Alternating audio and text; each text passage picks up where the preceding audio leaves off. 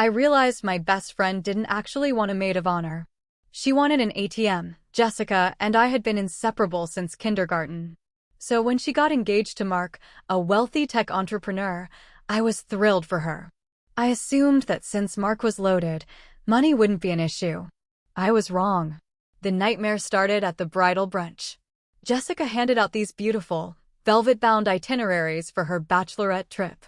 I opened mine and nearly choked on my mimosa. 7 days in Bora Bora. First-class flights. Private villas. The estimated cost per person was $8,000.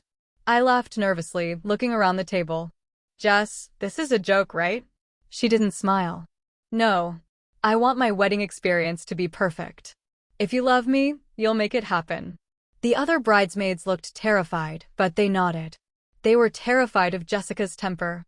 But I couldn't just nod. I had just bought my first house and my savings were locked up in renovations. Jess, I said gently. I can't drop $8,000 on a vacation right now. Can we do something local? Or maybe I can skip the trip but still throw you an amazing shower. Her eyes went cold. She slammed her fork down.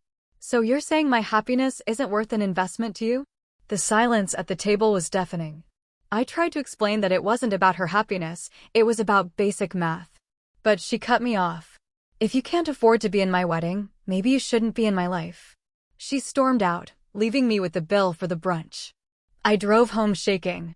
Part of me wanted to apologize, to put it on a credit card just to keep the peace. But another part of me, the part that had been exhausted by years of walking on eggshells around her, whispered enough. 2 days later, the smear campaign started. I woke up to a barrage of notifications. Jessica had posted a long, tearful video on social media. She didn't tag me, but she didn't have to.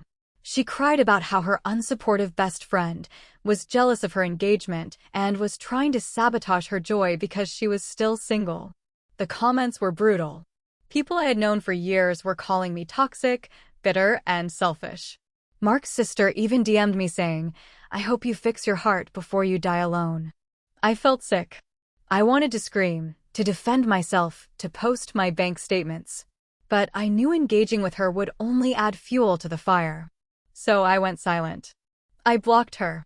I blocked the flying monkeys. And I focused on my work. A week passed. I was starting to feel like the storm had blown over when I got a call from an unknown number. It was Mark, her fiancé. My stomach dropped. I almost didn't answer, expecting him to yell at me too. "Hello." I answered cautiously. "Hey, it's Mark. Look, I need to ask you something, and I need you to be honest." He sounded tired. "Okay," I said.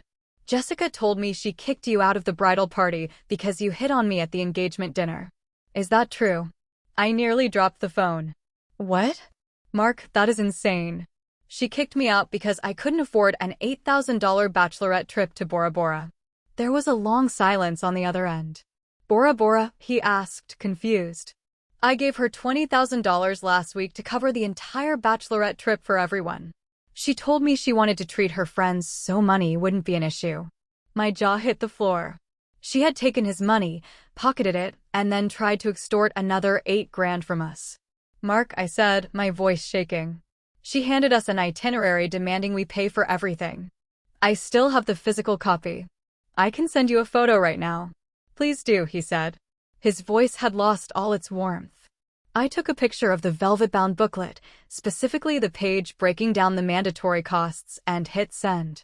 3 dots appeared. Then, nothing. He didn't reply. The next 48 hours were a mystery. I didn't hear from Jessica or Mark. But then I saw the update. Mark changed his relationship status to single. Then came the post.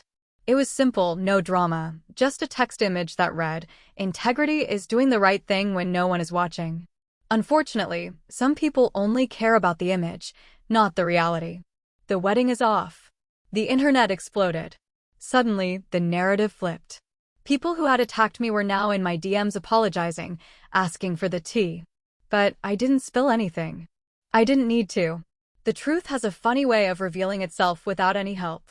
A month later, I ran into Mark at a coffee shop. He looked rough, but relieved. He told me that when he confronted Jessica, she didn't even deny it. She just screamed that he was controlling her finances and that she deserved that money as a pre-wedding gift for dealing with the stress. He broke it off right there. He thanked me for being the only one brave enough to say no to her. "You saved me from a lifetime of manipulation," he said. We drank our coffee, caught up, and for the first time in weeks, I didn't feel the weight of a ruined friendship. I felt the lightness of dodging a bullet. Jessica tried to reach out a few months later.